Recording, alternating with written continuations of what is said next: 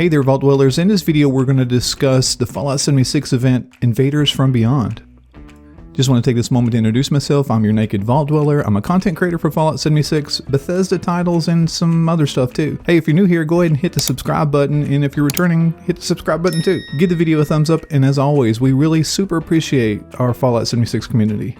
Invaders from Beyond is still on the public test server. I don't expect it to change very much, but you still want to know that this stuff is not live in the servers as of yet. Or you can be watching this video 2 years after its release and it's live on the servers right now. Either way, I just want to put a disclaimer out there just to make sure that if you're not into spoiler content, now would be a good time to switch videos. So with all the hubbub out of the way, this is what happens whenever you nuke the Invaders from Beyond event, so as long as it doesn't change. Working with my trusted companion Zed Knott, we started out by waiting for the Invaders from Beyond event to kick off. Patiently waiting to the top of the hour, Zed kicks off the nuke and I start the event. Once we start the event, Zed Knott fast travels to one of the nearby locations as I work my way outside the nuke zone. If we fast forward through the whole waiting period for the nuke to touch down, you'll see that when it finally does touch down, I'm a pretty good distance away. Just like any other nuke that's dropped in Fallout 76 in Appalachia, you get a huge mushroom cloud that you can see from a pretty good distance away. And one of the biggest things that I noticed with the mushroom cloud going up is that there wasn't that little fire shockwave coming towards me like you would expect to see from my normal nuke drop. Alright, so you're thinking, okay, kind of cool, so what else? Well, technically I'm still outside the event, so I kill the camera view and run down to the event and get inside the mushroom cloud.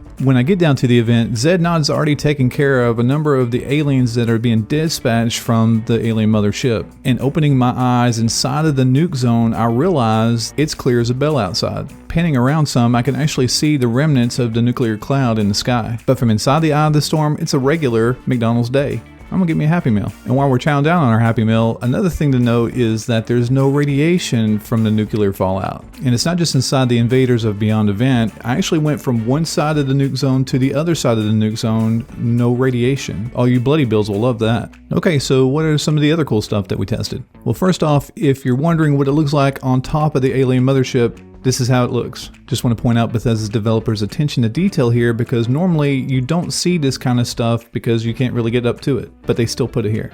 Well done, guys. Alright, next, Zed and I wanted to pull out all the stops and make sure that the data that we had already was good and sound, so we decided to launch another nuke on another Invaders from Beyond event. This time we wanted to make sure that the event was well in motion before the nuke actually touched down. We also wanted to get a front row seat to see what happens whenever the nuke touches down, so we stayed inside the nuke zone. And just like in regular Fallout 76 fashion, the nuke touches down and boom, you die. And as far as I can tell, none of the aliens died, the mothership doesn't blow up, only, you die. Upon respawning, I go back inside the nuke zone to see that pretty much nothing has changed. Testing the area again for radiation, we run from one side of the nuke zone to the other, and there is no radiation. Okay, so a few takeaways from this event. First, if you do attempt to drop a nuke on the Invaders from Beyond event, just know it's not going to kill any of the invaders. Secondly, if you're inside the circle of influence or the drop zone, whenever the nuke touches down, you're going to die. Thirdly, if you're inside the nuclear drop zone and the event Invaders from Beyond is going on, you're not going to receive radiation, as we've pretty much discussed throughout the whole video. And lastly, even though I don't have the footage for it as of making this video, the mutations that occur to the flora after a nuke drops happens as well. So in closing, you can actually see that Bethesda's implemented some safeguards for completing this event. Now, does that still mean that people aren't going to drop a nuke on this particular event? I seriously doubt it. And there's always going to be griefers that are going to be out there to do this kind of stuff, as well as people that have not watched this video and want to know what happens when you do drop a nuke on the area. And as for me and Zed, we enlisted our own private custom servers on the public test server to test this, so we're really the only dorks that died. I hope this video gives you some insight on what happens whenever you nuke the Invaders from Beyond event. Don't forget to give the video a thumbs up, hit that subscribe button, and I'll see you guys in Appalachia.